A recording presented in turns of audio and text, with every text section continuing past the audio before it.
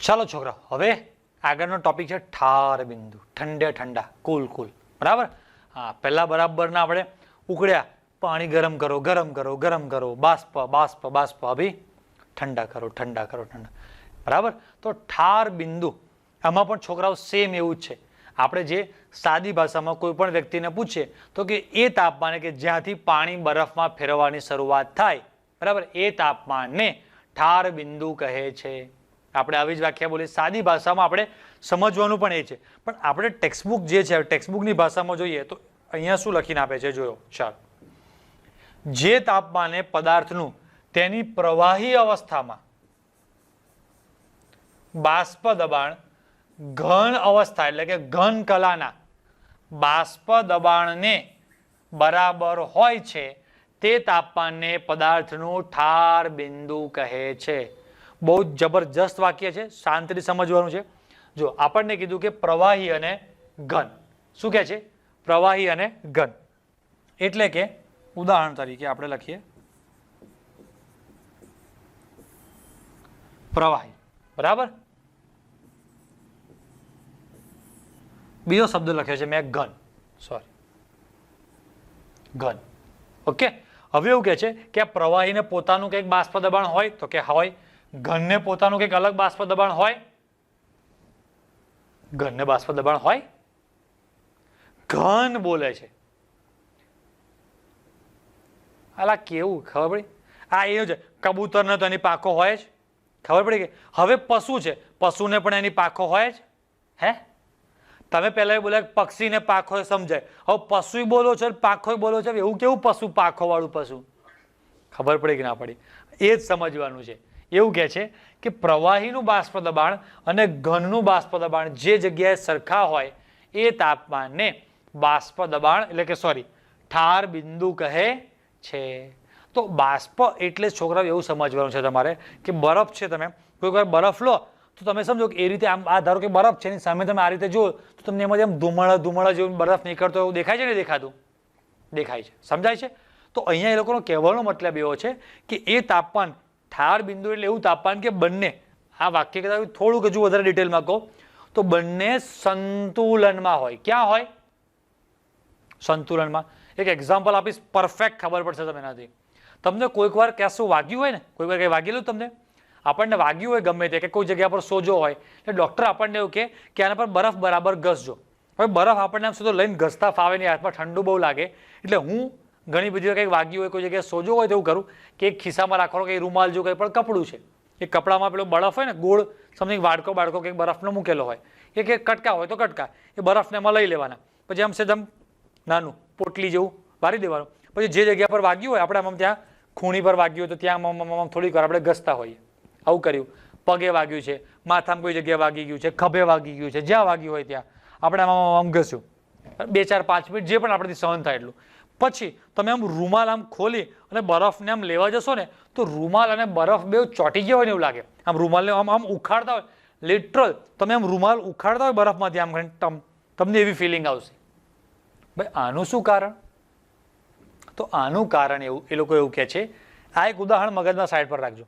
હવે એક બીજો એક્ઝામ્પલ આપું તમને કે ભાઈ ધારો કે હા, ધારો કે મારી પાસે એક આટલો બરફનો ટુકડો છે, બરાબર, આટલો નાનો તો કટકો છે.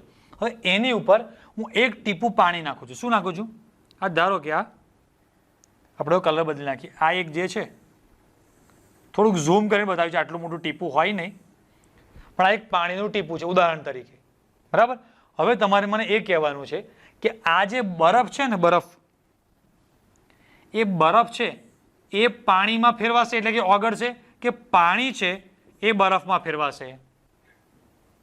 પાણીનું ટીપું એની પર મેં નાખ્યું તો બરફ પાણીમાં ફેરવાય કે પાણી બરફમાં ફેરવાય? તો પ્રેક્ટિકલ કરતા એવું દેખાય છે કે બંને ક્રિયા થશે. કેમ કે આ પાણી જે છે ઓબ્વિયસ છે કે પાણી પોતે પ્રવાહી સ્વરૂપે છે એટલે ઓરડાના તાપમાને 25-30 ડિગ્રી સેલ્સિયસ તાપમાને હશે, જ્યારે બરફ છે એ પોતે 0 ડિગ્રી સેલ્સિયસ તાપમાને હશે. તો બધાને ખબર પડે. હવે ઉષ્મા હંમેશા ઊંચા તાપમાનથી નીચા તાપમાન તરફ વહે એટલે પાણીનું ટીપું પોતાની જે ઉષ્મા છે એ કોને ટ્રાન્સફર કરશે, કોને આપશે? બરફને, બરાબર કે નહીં? બરફ એ ઉષ્મા મેળવશે તરત બરફની જે સપાટીના જે ઉપરના જે પણ કોઈ કણો હશે એ તરત જ ઘનમાંથી ઓગળી અને પ્રવાહીમાં ફેરવાઈ જશે. આટલું બધાને ખબર પડે કે ના પડે? પડે ભાઈ. હવે આ જે પાણી હતું પોતે હતું 25-30 ડિગ્રી સેલ્સિયસ તાપમાન, એણે પોતાની ઉષ્મા બરફને આપી દીધી, તો પોતાની તો ઘટી ને, તો એ હવે આજુબાજુ બધા બરફના કણોના સંપર્કમાં છે, તો એ પોતે એક જ ટીપું છે, એની ઉષ્મા આખા બરફના પાટમાં પથરાવા જાય તો બહુ ઓછી હોય. ખબર પડે કે ના પડે? પણ હવે એ જે પાણી છે ને, પાણી પોતે પણ બરફમાં ફેરવાશે. પોતાની ઉષ્મા બરફને આપી દીધી, પોતાનું તાપમાન ઘટી ગયું એટલે પોતે શેમાં ફેરવાઈ જશે? બરફમાં ફેરવાઈ જશે. સમજાય કે ના સમજાય? તો આ બે ઘટના સંતુલનમાં ચાલતી હતી અહીંયા. તો આપણે જે મેં તમને એક્ઝામ્પલ આપ્યું ને કે જે પેલું બરફવાળું, એ બરફવાળા એક્ઝામ્પલમાં પણ આવું થશે. ઉદાહરણ તરીકે કે આ એક કોક બરફનો ગાંગડો છે, બરાબર? એ બરફ જેવો છે અને તમે એને કોઈક આવા પીળા કલરની કે કપડા જેવું કંઈક છે, આવી કોઈક પોટલીમાં બાંધેલું છે અને આ કોઈ એક સપાટી છે. એ સપાટી પર તમે આમ કરીને બરફને ઘસતા હતા, બરાબર? તો થયું કેવું કે આ જે પણ આ પોટલીનો જે નીચેનો ભાગ છે, બરાબર, આ નીચેવાળો ભાગ, હા, એ ભાગને હું અહીંયા આટલો બતાવું છું તમને આ રીતે. તો એની અંદરની બાજુ શું છે? બરફ. હા ભાઈ, હવે બરફ આમ ઘસશું એટલે થોડીક ઉષ્મા પેદા થવાની, પાછું વાતાવરણના સંપર્કમાં આવશે એટલે બરફના જે પણ કણો છે એ શેમાં ફેરવાશે? પાણીમાં. તો આ તો ખાલી સાદું કપડું છે, બરાબર કે નહીં? તો પાણી તો છે એમાંથી બહાર નીકળવાનું છે. એ તો બધાને ખબર પડે કે કોઈક પોટલીમાં તમે બરફ આમ વીટેલો હોય તો એ કપડું તમે નીચેથી અડો તો ભીનું લાગવાનું જ છે, કે બરફ ધીરે ધીરે ઓગળે છે એટલે બરફ પોતે પાણીમાં ફેરવાય એટલે પાણી એમાંથી બહાર તો નીકળે. પણ હવે આપણે આમ ઘસતા હતા તો જે પણ બરફ પાણીમાં ફેરવાયું એ પાણી હું આમ કરું એટલે સંપર્કમાં તો કોના આવશે? બરફના. એટલે થાય છે કેવું ખબર છે કે જે રૂમાલ હોય છે એની ઉપરની બાજુ, ધારો કે આ રૂમાલની સપાટી છે, આ જે રૂમાલ છે આ ઉપરની જે સપાટી છે, આ ધારો મારો કે મુઠ્ઠી છે એ બરફ છે, તો ઉપરની બાજુથી બરફના સંપર્કમાં છે, પણ નીચે જે પણ પ્રવાહી છે ને એ પ્રવાહી ભલે વચમાં રૂમાલ રહ્યો પણ એ પ્રવાહી પાછું સીધા સંપર્કમાં તો કોના આવે છે? બરફના સંપર્કમાં આવે છે. એટલે નીચેનું પાણી પણ આછો થોડો બરફ થઈ ગયો. કપડું છે એની ઉપર બરફ, નીચે જે પાણી બન્યું હતું એ પણ ધીરે ધીરે પાછું બરફમાં ફેરવાય. ઉપર બરફ, નીચે બરફ. એટલે તમે આ કપડું આમ ખેંચવા જાઓ ને તો તમને એ કપડું બરફ સાથે ચોંટી ગયું એવું લાગે, કેમ કે એની ઉપરની બાજુ બરફ હતો, નીચેની બાજુ બી બરફ થઈ ગયો, કપડું વચમાં ફસાઈ ગયું હતું. પણ નીચેનું જાડું થડ ના હોય, આમાં આટલું જાડું લેયર ના બની ગયું હોય એટલે આપણને એવું ખબર ના પડે. પણ આમ ઉખાડો તો તમને કમ્પ્લીટ ખબર પડે કે રૂમાલ તમે કાઢતા નથી, આમ બરફ જ્યારે ચોંટી ગયો હોય તમે ઉખાડતા હોય એવી ફિલિંગ આવે. તો કહેવાનો મારો મતલબ એવો છે કે એવી કોઈ જગ્યા, એવું કોઈ તાપમાન કે જ્યાં પ્રવાહી અને ઘન બંને એકબીજાના કેવા હોય? સંતુલનમાં હોય, શૂન્ય. એ પાણીનું ઠાર બિંદુ કહેવાય? તો કે હા ભાઈ કહેવાય. તો પાણીને તમે 0 ડિગ્રી સેલ્સિયસ તાપમાને લાવો, તરત બરફમાં ફેરવાઈ જાય કે 0 ડિગ્રીથી બરફમાં ફેરવવાની શરૂઆત થાય? બરફમાં ફેરવવાની શરૂઆત થાય. 0 ડિગ્રી સેલ્સિયસ તાપમાન એવું છે. તમે ઇન્ડિયા અને પાકિસ્તાનની એક બોર્ડરનું નામ છે વાઘા બોર્ડર, બરાબર? પંજાબ સાઈડ ઉપર એક જગ્યા પર આવેલી છે. તમે ઇન્ડિયામાંથી વાઘા બોર્ડર પર આવ્યા પછી એક સ્ટેપ તમે આમ અંદર મૂક્યું તો પાકિસ્તાનની શરૂઆત થઈ ગઈ. તમારા એક પગલામાં આખું પાકિસ્તાન આવી ગયું. એક પગલામાં થોડું પાકિસ્તાનની હવે અહીંયાથી શું થઈ? શરૂઆત થઈ.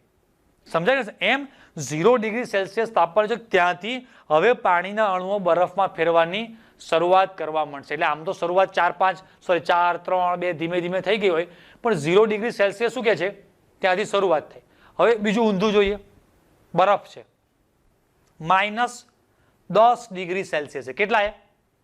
-10 ડિગ્રી સેલ્સિયસ તાપમાને આપણી પાસે બરફ છે. -10, બરાબર? આ -10, અહીંયા 0 અને આ +10. -10 થી તમે તાપમાન વધારવાની શરૂઆત કરો, બરફનું તાપમાન તમે વધારો છો. -10 થી એ 0 ડિગ્રી સેલ્સિયસ પર આવશે અને 0 થી સહેજ તમે વધારશો એટલે આ બરફ પાણીમાં ફેરવવાની શરૂઆત થશે કે નહીં થાય? સમજાય?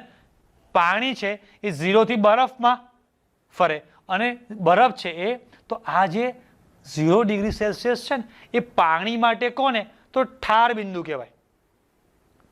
પાણી માટે શું કહેવાય? ઠાર બિંદુ. બરફ માટે એને ગલન બિંદુ કહેવાય. હા, કેમ કે એ તાપમાનથી પીગલન એટલે કે એ તાપમાનથી બરફનું હવે પ્રવાહીમાં પીગલન થવાની શરૂઆત થશે અને એ તાપમાનથી પાણીનું બરફમાં ફેરવાની શરૂઆત થશે. તો એવું તાપમાન કે જ્યાં પ્રવાહી અને ઘન સંતુલનમાં હોય, એટલે કે ત્યાં જેના બાષ્પ દબાણ એક સરખા હોય, એવા તાપમાનને ઠાર બિંદુ કહે છે. સમજ્યા કે ના સમજ્યા? ખબર પડી? હા, આની પાછળની આટલી બધી આખી મોટી વાર્તા ત્યાં ખાલી 2 લાઈન સમજાવવા માટે 10 મિનિટ ટાઈમ આપ્યો આપણે.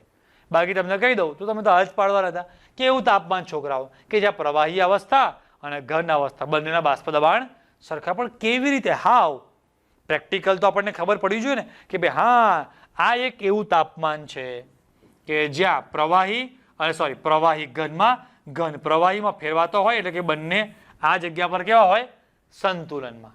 બરાબર? પણ વાતાવરણની પણ અસર હોય. તમે કહેશો કે એક ડોલ પાણીમાં બરફ નાખી દઈએ છીએ તો બરફ ધીરે ધીરે ઓગળી જ જાય છે ને. વાતાવરણનું તાપમાન કેવું છે? વધારે છે. પાણી છે એ પણ બહુ ઊંચા તાપમાને છે, તો ઓબ્વિયસ છે કે વાતાવરણની અસર એના પર લાગે એટલે બરફ ધીરે ધીરે ઓગળી જ જાય. એવું કહેવાનો મતલબ નથી. તમે 0 ડિગ્રી સેલ્સિયસ તાપમાને આ એક્સપેરિમેન્ટ કરવાનો તમારે. કેટલા તાપમાને? 0 ડિગ્રી સેલ્સિયસ તાપમાન. ત્યાં પાણીનું તાપમાન બી 0 રાખવાનું, બરફનું તાપમાન 0. બંને એકદમ 0 ડિગ્રી સેલ્સિયસ વાળું પાણી લઈ લો અને બરફ લઈ લો, બે મૂકો. કોણ કોને શેમાં ફેરવશે? ખબર પડી કે ના પડી? સમજાય કે? એક જણો વિમલ ખાય છે અને એક જણો સિગરેટ પીવે છે. હવે આપણે વિમલ વાળાને એમ કહીએ તો કે ભાઈ તું યાર છે ને બહુ સારો ડાયો છોકરો કહેવાય યાર, કે તું ખાલી વિમલ કહું સિગરેટ નહીં પીતો. આ સિગરેટ વાળા સમજાય ને સિગરેટ છોડે. સિગરેટ વાળાને તમે એમ સમજાવો કે ભાઈ તું તો સિગરેટ પીવું છું, પેલાને કહે ને વિમલ ખાય વિમલ ના ખાય. બે ભેગા થાય શું કરે? ખબર પડી? એક બાજુ વિમલ હોય, એક બાજુ બંને વસ્તુ સંતુલનમાં. ખબર પડે કે ના પડી? એક બાજુથી મસાલો હોય. હા, ઘણા લોકોને મેં એવા જોયેલા છે કે એક બાજુ મસાલો વાગે ચા પીશો, મસાલો ખાતા કે પછી ના વાંધો નહીં. આમાં મોઢામાં શું કરીને ખબર? એક બાજુ મસાલો ગોઠવી દે તો આ બાજુથી ધીમે ધીમે સોપારીનો રસ પણ જાય ને આ બાજુથી ચા પીતા જાય. હા, અમુક તો 3 વસ્તુ આમ કરી, આ બાજુથી ચા, આ બાજુ સોપારી, વચ્ચેથી. અને બધું બેલેન્સ કેવી રીતે કરે છે? આ બાજુથી સોપારી, આ બાજુથી ચા અને વચમાંથી ધુમાડા પાછા બહાર આવે. 2 વસ્તુ અંદર જાય ને પાછા મૂકતા ધુમાડા નાકમાંથી બહાર કાઢે. જબ્બર માણસ છે. મેં કીધું યાર અંદર આમાં કેમનું ગોઠવાતું હશે કે તમાકુ એ કે જે સોપારીનો રસ અંદર જવા, ચા અંદર જવું, ધુમાડો નીચે નહીં નાકમાં બહાર આવવો જોઈએ. આમ કરી જબરજસ્ત બેલેન્સ કરે છે ને લોકો. આવી પરિસ્થિતિને સંતુલન કહે છે. સમજ્યા કે ના સમજ્યા? કે જ્યાં ઘન, પ્રવાહી અને વાયુ 3 સંતુલનમાં હોય.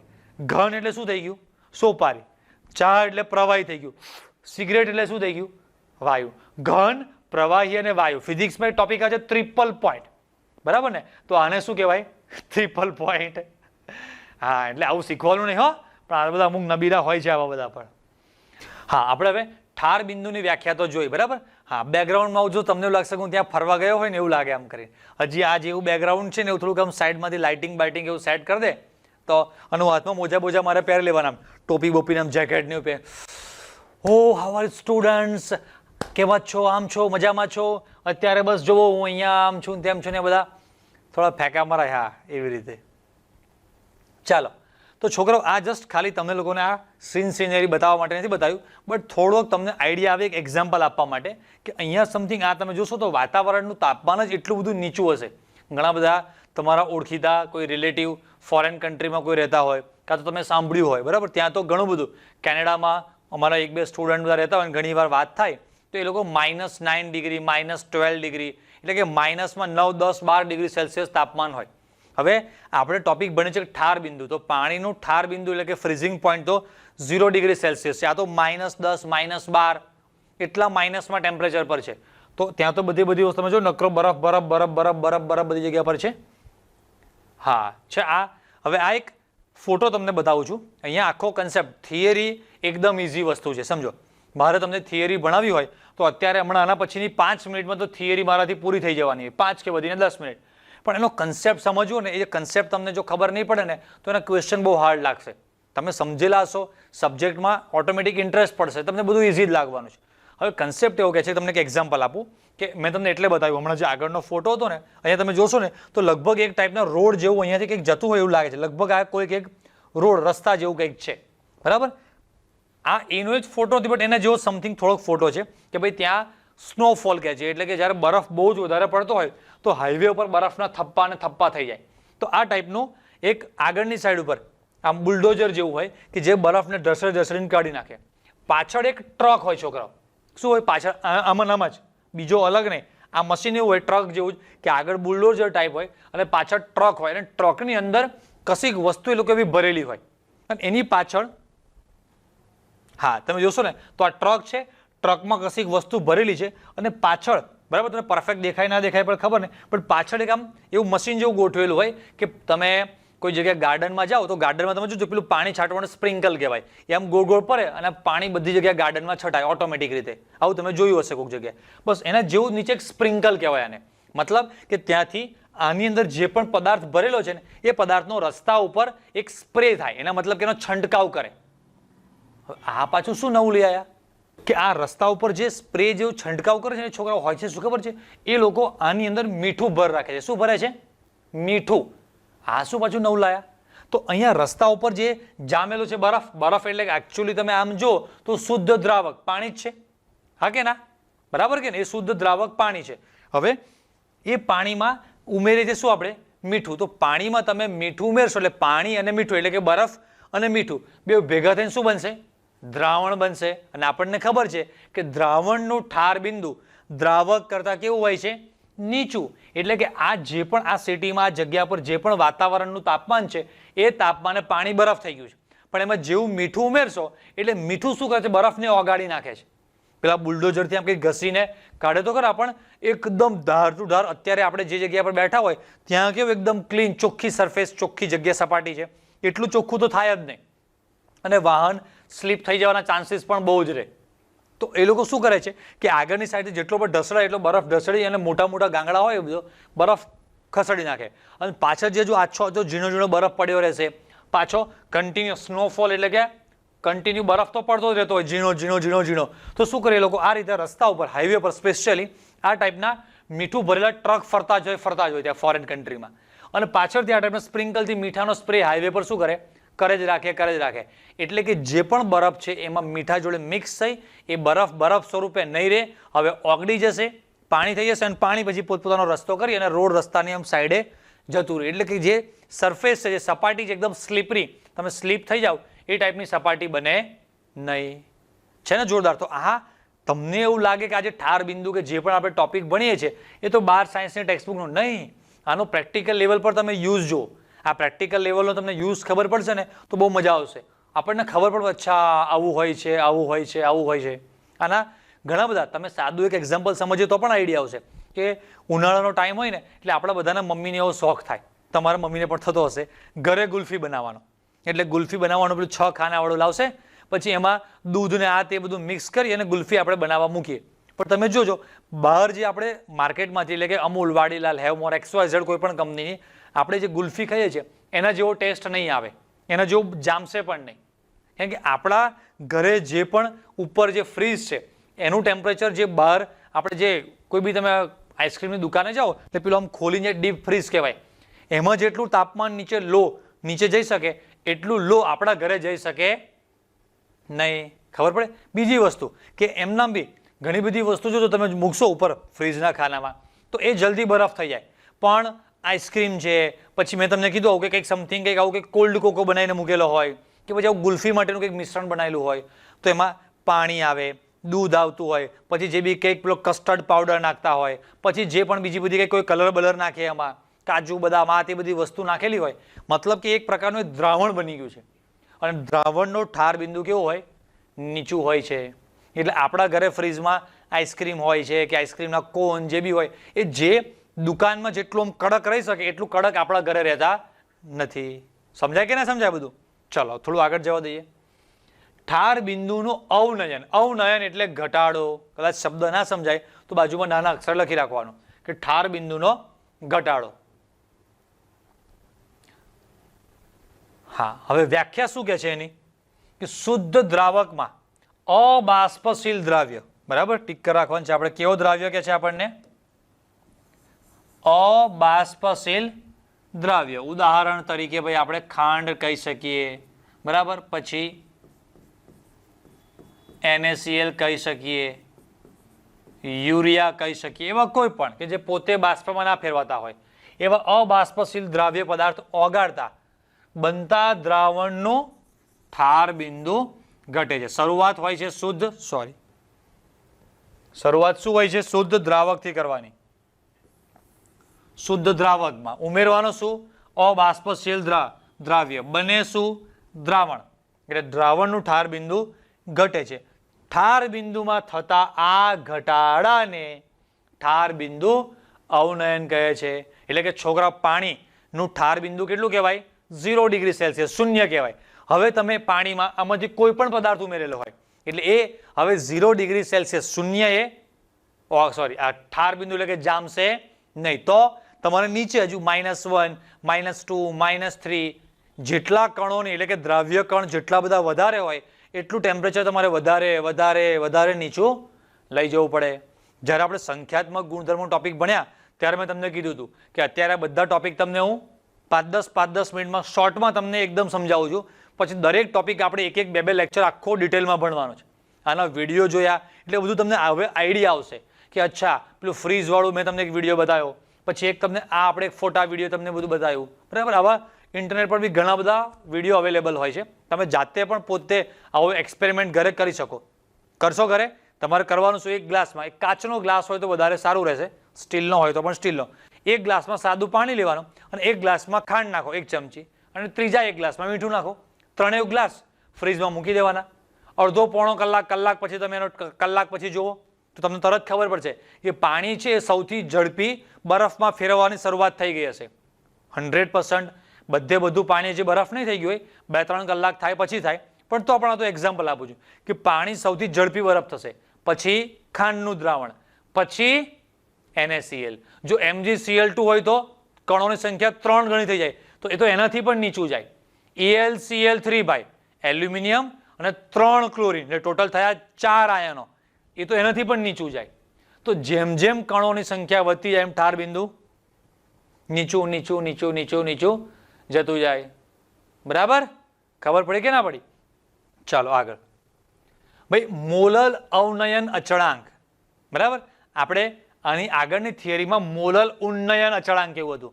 મોલલ એટલે તમને લોકોને ખબર પડશે ભાઈ કે આપણે દ્રાવક એક્ઝેક્ટ 1 કિલોગ્રામ લઈએ છીએ અને પદાર્થ એમાં જે દ્રાવ્ય છે એ 1 મોલ લેવાનો. 1 લીટર એટલે કે 1 કિલો પાણી, એમાં દ્રાવ્ય 1 મોલ નાખો. એ જે દ્રાવણ બન્યું છોકરાઓ, એ દ્રાવણ કેવું દ્રાવણ કહેવાય? 1 મોલલ દ્રાવણ. હવે 1 મોલલ દ્રાવણ બન્યું એ પાણીના ઠાર બિંદુમાં જે ઘટાડો કરે છે એને મોલલ અવનયન, મોલલ ઘટાડો કહેવાય. અને અચળાંક એટલે શું એ તો તમને આગળ હમણાં ખબર પડશે. ચલો, હવે આ થિયરી એવી છે કે જે પણ છોકરાઓએ ગઈકાલે ઘરે પરફેક્ટ જે આગલી થિયરી જે આપણે તમે લોકોએ વિડીયો જોયો ભણ્યા, બરાબર, આગલો ટોપિક કયો? મોલલ ઉન્નયન, ઉત્કલન બિંદુવાળી થિયરી પરફેક્ટ મોઢે તમે જો ના કરી હોય તો કરી નાખવાની. એ થિયરી પરફેક્ટ મોઢે કરી નાખશો એટલે આમાં તમારે થોડીક વસ્તુ 90% મહેનત ઓછી થઈ ગઈ. કેટલી? 90%. ખાલી ગ્રાફ અને અમુક જગ્યાએ સેજ જરીક નાનો તમારે ફેરફાર કરવાનો આવશે. તો જુઓ આમાં, ચાલો, દ્રાવક આપણો કેટલો છે? 1 કિલોગ્રામ દ્રાવક. એમાં દ્રાવ્ય કેટલા? 1 મોલ દ્રાવ્ય પદાર્થને ઓગાળતા. આગળ વાક્ય હતું એનું જ છે. દ્રાવણના ઠાર બિંદુમાં થતા ઘટાડાને મોલલ અવનયન અચળાંક KF કહે છે. પેલું સાદું વાક્ય હતું કે શુદ્ધ દ્રાવક. આગલો શબ્દ પકડજો, જોજો, યાદ રાખતા શીખો. શુદ્ધ દ્રાવક, પછી એમાં શું? અબાષ્પશીલ દ્રાવ્ય ઉમેરો એટલે બને દ્રાવણ અને એનું ઠાર બિંદુ ઘટે. આ જનરલ વાત કરી. હવે એક્ઝેક્ટ સ્પેસિફિક શુદ્ધ દ્રાવક પણ કેટલો? તો હવે સંખ્યા સાથે 1 કિલોગ્રામ દ્રાવક, 1 મોલ દ્રાવ્ય, જે બન્યું એ દ્રાવણ, અને દ્રાવણનો જે ઠાર બિંદુમાં ઘટાડો થાય છે એને કહેવાય. આગળ આપણે મોલલ શબ્દ નતા મૂકતા, હવે હું એક્ઝેક્ટ 1 મોલ છે તો મોલલ અવનયન અચળાંક. રેડી? આટલું ખબર પડે. હવે મેઇન વસ્તુ જે છે ગ્રાફ સમજવાનો છે આપણે. હા, આગલી વખતની જેમ ફરી તમને કહી દઉં કે ગ્રાફ, હું અત્યારે અહીંયા ગ્રાફ દોરવા માટે આવ્યો નથી. મતલબ કે સરસ આમાં બધા ડિજિટલ બોર્ડમાં તો ઘણા જબરજસ્ત ઓપ્શન આવે છે, તમે બધા સિલેક્ટ કરો એટલે આમ એવો હાઈફાઈ કલરિંગ ગ્રાફ દોરાય નહીં. હું તમને ડ્રોઈંગ શીખવાડો ને, આ ગ્રાફ એકચ્યુઅલી પ્રેક્ટિકલ કેવી રીતે કરવાનો તમે એ શીખવા માટે, એ જોવા માટે આવ્યા છો, બરાબર? તો આપણે એક્સપેરિમેન્ટ પ્રેક્ટિકલ સ્ટાર્ટ કેવી રીતે કરવાનો હોય છે, આ તો આપણે ગ્રાફ પેપર પર દોરી દીધું કે આ બાજુ વાય એક્સ પર જેવું આગળ હતું સેમ એ રીતે બાષ્પ દબાણ, આ બાજુ તાપમાન. હવે ઠાર બિંદુ એટલે તાપમાન ઘટાડવાનું, એટલે ગ્રાફ હવે આમ નહીં જોવાનો, આમ જાઓ તો તાપમાન વધે, એટલે મારે તમને આ બાજુથી ભણાવવું પડશે, બરાબર કે નહીં? જુઓ તો હવે ઉદાહરણ તરીકે હવે જોજો છોકરાઓ, શરૂઆત આપણે જોઈએ કે અહીંયાથી કરવાની, આ કોઈ જ લાઈન દોરેલી નથી એવું સમજો, બરાબર? શરૂઆત હું અહીંયાથી કરું છું, મતલબ કે લગભગ પ્રવાહી દ્રાવક અને દ્રાવણ, મતલબ કે એક ગ્લાસમાં મારી પાસે જે મેં તમને એક્સપેરિમેન્ટ બતાવ્યું ને, એટલે જ મેં તમને પહેલા એક્સપેરિમેન્ટ આખો બતાવી દીધો, સમજાવી દીધો, બરાબર?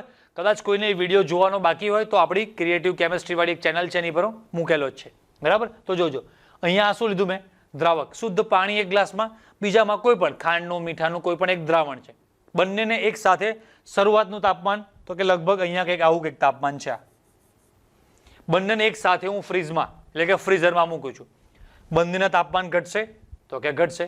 પહેલા બંનેમાં અહીંયા ડિફરન્સ કેમ વધારે છે, તો સ્વાભાવિક વસ્તુ છે કે કોઈ પણ તાપમાને દ્રાવણ કરતા દ્રાવકનું આ જે બાષ્પ દબાણ છે વધારે જ હોય.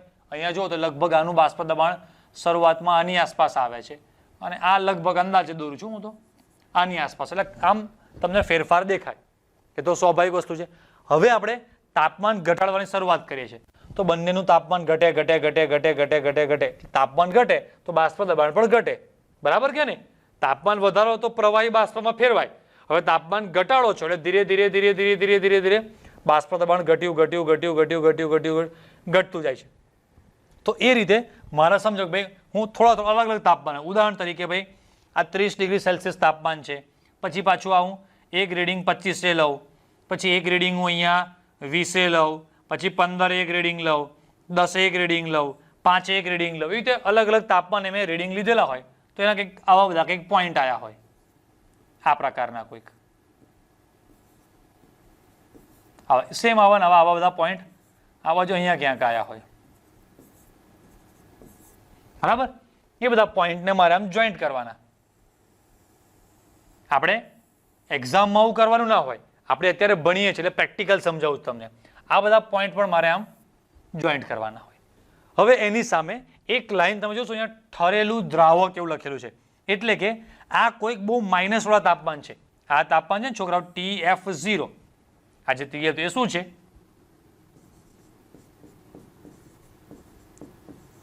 દ્રાવકનું ઠાર બિંદુ. શું છે? દ્રાવકનું ઠાર બિંદુ TF એટલે કે 0 ડિગ્રી, 0 ડિગ્રી ને તાપમાન કેલ્વિનમાં લો તો 273 કેલ્વિન જો. હવે એની તાપમાન આ જે બધું છે એ બધું માઇનસ વાળું તાપમાન છે, તો એવા કોઈક માઇનસ વાળા તાપમાને મારો બરફ છે. હવે બરફનું તાપમાન જોજો, આ દિશામાં તાપમાન વધે, તાપમાન વધારતો જાઓ વધારતો જાઓ વધારતો જાઓ તો એનું બાષ્પ દબાણ જુઓ તો આમ શું થાય છે? ગ્રાફ ઉપર જાય છે, એટલે વધે છે વધે છે વધે છે વધે છે વધે છે વધે છે. એક્ઝેક્ટ 0 ડિગ્રી સેલ્સિયસ એ એક એવું તાપમાન છે કે જ્યાંથી આ મારો ઠરેલો દ્રાવક એટલે કે સાદી ભાષામાં કહું તો બરફ એટલે કે ઘન, બરાબર? તો આ જે બરફ જે ઘન સ્વરૂપે છે એ ધીરે ધીરે અહીંયા આ પોઈન્ટથી એ પ્રવાહીમાં ફેરવાની શરૂઆત થશે, અને આ પોઈન્ટથી મારો પ્રવાહી છે એ શેમાં?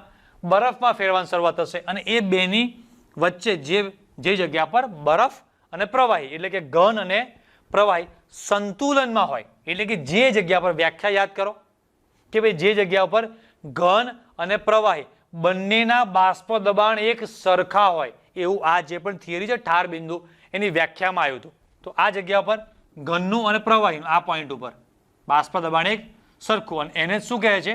ઠાર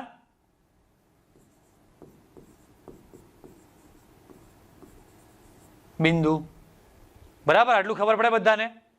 હવે આ આપણે દ્રાવણનું તાપમાન ઘટાડીએ ઘટાડીએ ઘટાડીએ ઘટાડીએ ઘટાડીએ ઘટે તો 0 ડિગ્રી સેલ્સિયસ તાપમાને જોવે, આ 0 ડિગ્રી સેલ્સિયસ છે, એ તાપમાને હજુ આ લાઈન બરફવાળી લાઈનને અડતી નથી.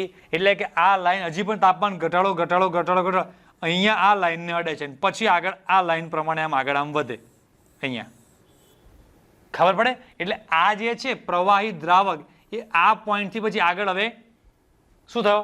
બરફમાં ફેરવવાની શરૂઆત થઈ ગઈ. જ્યારે હજુ આ દ્રાવણ હજી અહીંયા સુધી તો ઘનમાં ફેરવાયો નથી, હજુ અંદર અંદર અંદર અંદર રહ્યો. તો પછી આ એક પોઈન્ટ ઉપર આ બંનેના બાષ્પ દબાણ કેવા છે? સરખા છે. આ ભાગ છે એ ઘન ભાગ છે અને આ ભાગ છે એ કેવો ભાગ છે? હજી પ્રવાહી ભાગ છે. તો શુદ્ધ દ્રાવકનું જે છે એ TF0, આનું આવ્યું TF, અને બેની વચ્ચેનો જે તફાવત છે એને કહી દીધું આપણે ડેલ્ટા TF. ખબર પડે કે ના પડે? ફરીથી આપણે આખો ગ્રાફ સમજીએ તો વધારે આઈડિયા આવશે. હા, જોજો ભાઈ. શરૂઆતમાં આ એક દ્રાવક છે, બરાબર? તો દ્રાવકનું તાપમાન ઘટાડું ઘટાડું ઘટાડું ઘટાડું તો એ આ રીતે ગ્રાફ આમાં આવે છે, આ રીતે આવે. અને કોઈક એક પોઈન્ટે હવે એ પ્રવાહી દ્રાવક ઘનમાં ફેરવવાની શરૂઆત કરે છે. તો આ બાજુ કોઈક દ્રાવક હોય કે જે ઓલરેડી અત્યારે અહીંયા ઘન સ્વરૂપે જ છે. તમે આ દિશામાં એનું તાપમાન વધારો એટલે આ જે ગ્રાફ છે આ એ આમ વધતો વધતો વધતો વધતો વધતો ગયો, અને અહીંયા આ પોઈન્ટ ઉપર ઘન અને પ્રવાહી બંને કેવા છે? બોલો તો? સંતુલનમાં. એટલે કે બંનેના બાષ્પ દબાણ એક સરખા છે. તો એ તાપમાનને ઠાર બિંદુ કહે છે.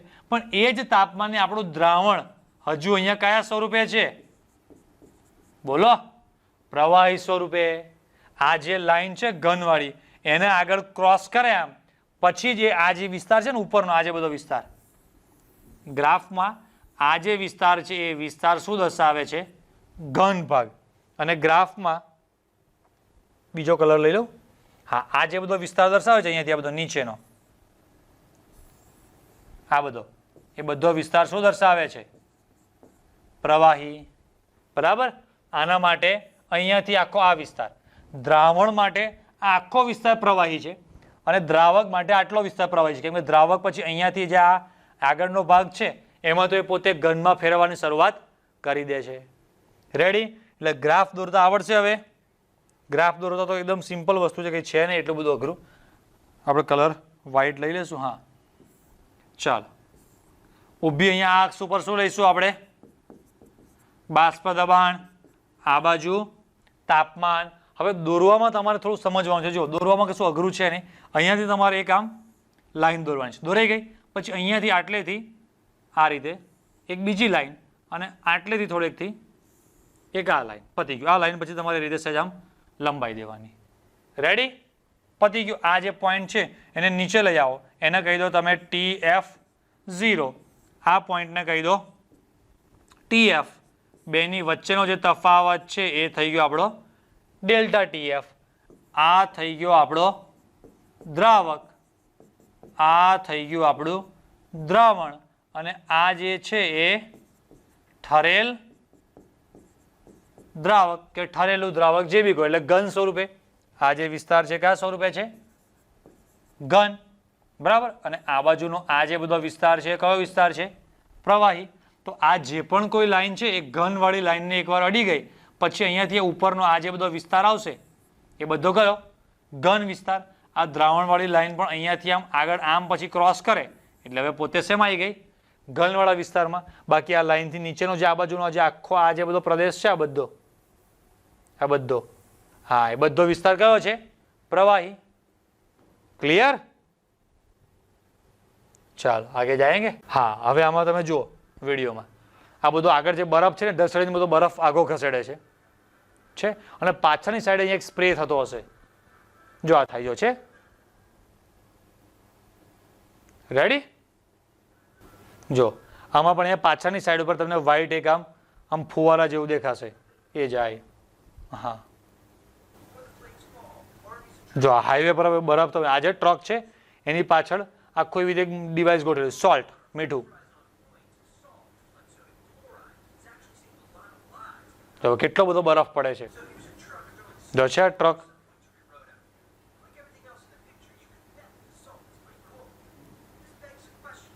ચાલો હવે જો જે મેઇન આપણા ટોપિક પર પાછા આવી ગયા, આપણે ગ્રાફ દોરતા આવડી ગયો છે, હવે એનું વર્ણન લખવાનું છે. તો જેવું ગ્રાફમાં દોર્યું એવું લખવાનું છે. અહીંયા દ્રાવણના બાષ્પ દબાણમાં ઘટાડો શુદ્ધ દ્રાવકની સરખામણીમાં દ્રાવકના ઠાર બિંદુના ઘટાડામાં પરિણમે છે. જબર વાક્ય, ફરી કટકા પાડીને લખીશું.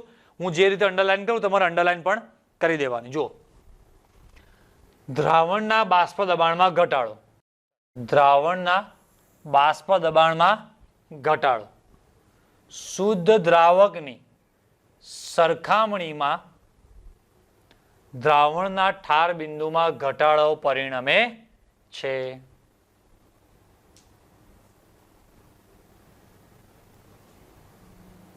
દેખાય છે તો ગ્રાફ પરથી. પછી શુદ્ધ દ્રાવક અને તેના બનાવેલા દ્રાવણ માટે જુદા જુદા તાપમાને મળતા તેના બાષ્પ દબાણના સંબંધનો આલેખ નીચે આકૃતિમાં દર્શાવેલ છે. તો આ સેમ આપણે વાક્ય આગલી થિયરીમાં પણ લખવાનું. તો જો આવું શુદ્ધ દ્રાવક અને તેના બનાવેલા દ્રાવણ માટે જુદા જુદા તાપમાને મળતા કોના બાષ્પ દબાણ, એક અક્ષ પર બાષ્પ દબાણ છે અને સંબંધો તાપમાન ને મળતા બાષ્પ દબાણના સંબંધોનો આલેખ અહીંયા દર્શાવેલ છે. ચલો પછી ધારો કે હવે આ જે ગ્રાફમાં તમે દર્શાવ્યું એનું એ લખવાનું છે કે ભાઈ શુદ્ધ દ્રાવકનું TF0, અબાષ્પશીલ દ્રાવ્યનું TF અને ઘટાડો આવે ડેલ્ટા TF. હવે ડેલ્ટા TF એટલે અહીંયા સોરી આ જગ્યા પર ડેલ્ટા નહીં આવે, ખાલી જોઈ લેજો. ડેલ્ટા TF એટલે TF0 માઇનસ TF. હા યાદ રાખવાનું છે. કેમ સમજાવું છું જો આગળ જે છોકરાઓ આવ્યું હતું ને આપણે ડેલ્ટા TB તો એમાં એવું આવતું હતું TB માઇનસ TB0. કેમ કે પાણીનું જે છે એ ઉત્કલન બિંદુ ઉદાહરણ તરીકે ભાઈ આપણે 100 ડિગ્રી લીધું તો એના કરતાં હંમેશા વધારે જ હશે. બરાબર, એટલે આ જે તફાવત છે એ કેવો આવે પોઝિટિવ ધન. પણ હવે અહીંયા જો TF પાણીનું ઉત્કલન બિંદુ 0 સોરી ઠાર બિંદુ અને બીજો કોઈ પણ દ્રાવણ લો, ધારો કે એનું -1 છે તો માઇનસ ઇન્ટુ -1 એટલે માઇનસ માઇનસ પ્લસ. તો ડેલ્ટા TF કેવો આવશે પ્લસ, એટલે કે ધન આવશે. હંમેશા તમને લોકોને ખબર હોવી જોઈએ, તો ખબર જ હશે કે હંમેશા તફાવતનું જે પણ મૂલ્ય છે કેવું આવવું જોઈએ ધન, એટલે કે પોઝિટિવ આવવું જોઈએ. આવું તો ખબર પડે ને. એટલે આમાં TB માઇનસ TB0 છે પણ આમાં 0 વાળું પહેલા છે TF0 માઇનસ TF. ખબર પડશે. હવે આ વાક્ય આગલી થિયરીમાં તો સેમ. ભાઈ પ્રાયોગિક અવલોકનો શું દર્શાવે છે મંદ દ્રાવણ માટે ઠાર બિંદુ એટલે કે ડેલ્ટા TF, ઠાર બિંદુ આવું ને ડેલ્ટા TF મોલાલિટીની સમપ્રમાણ એટલે કે એની મોલર સાંદ્રતાના સમપ્રમાણમાં હોય છે જ ને. દ્રાવણની મોલાલિટી અથવા તો ત્યાં શું લખી શકાય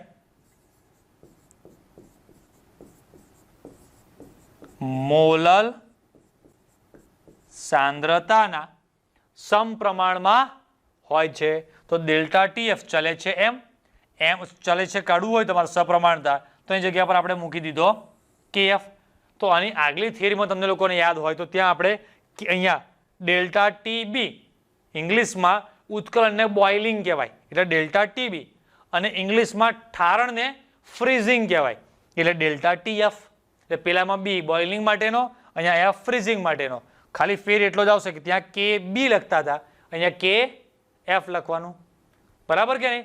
વચમાં G મૂકી દેતા નહીં હો, KGF ખાલી KF છે. હા જોજો પાછા C મૂકી દેવા છે. KF એમ નહીં કે સર અહીંયા C આવે KFC. અરે જુદું ભાઈ. ચલો KF એટલે સપ્રમાણતા અચળાંક. હવે છોકરાઓ તમને ખબર છે કે ભાઈ molality small m is equal to 1000 ગુણ્યા W2 ભાગ્યા M2 ઇન્ટુ W1 એટલે મોલાલિટી જે છે એ આપણે અહીંયા મૂકી દીધું આર્યું. એટલે આપણું સૂત્ર આખું આવી ગયું delta TF is equal to KF તો જ પછી 1000 ગુણ્યા W2. W2 બધું શું છે તમને લખીને ટેક્સ્ટબુકમાં પેમ્પલેટમાં બુકમાં બધે આપેલું જ છે, અહીંયા પણ આપેલું જ છે. જુઓ એ તો ખબર જ હોય, મોલાલિટીનું સૂત્ર તો બધાને આવડે જ છે. મેઇન જે છે કન્સેપ્ટ છે આપણો. તો delta TF is equal to KF into 1000 into W2 ભાગ્યા M2 ઇન્ટુ W1. આ KF નો એકમ લખી દીધો આપણે. બરાબર. હવે M2 ને સૂત્રનો કરતા ખાલી બનાવો. હવે એક્ઝામમાં આ કંઈ લખવાની જરૂર નથી, બરાબર. ખાલી તમને સમજવા માટે આપેલું હોય, બાકી એક્ઝામમાં તમારે આ લખવાની જરૂર નથી કે એકવાર તમે M2 ને સૂત્રનો કરતો બનાવીને લખો, પછી એકવાર એક જગ્યા પર આવશે તમારે KB ને અમુક જગ્યાએ KB ને KF ને પણ સૂત્રનો કરતા બનાવીને લખે છે. એ બધું કશું જરૂર નથી. મેઇન આપણે તો એક્ઝામમાં ક્વેશ્ચન જેવો આવશે, મોલર ઉન્નયન અચળાંક એટલે શું, સૂત્ર તારવો. તો આખી સમજૂતી આપી અને સૂત્ર તારવી આપણે કે આ delta TF is equal to આ, બરાબર.